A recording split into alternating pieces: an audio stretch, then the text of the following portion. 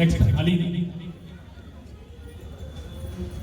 ಅಲೀನಾ ಅವರು ಈ ಹಾಡಿಗೆ ತರಾಸು ಮಂದಿರದಲ್ಲಿ ಪರ್ಫಾರ್ಮ್ ಮಾಡಿ ಜಡ್ಜಸ್ ಮತ್ತೆ ಆಡಿಯನ್ಸ್ ಕಡೆಯಿಂದ ತುಂಬಾ ಒಳ್ಳೆ ಅಪ್ರಿಸಿಯೇಷನ್ ತಗೊಂಡಿದ್ರು.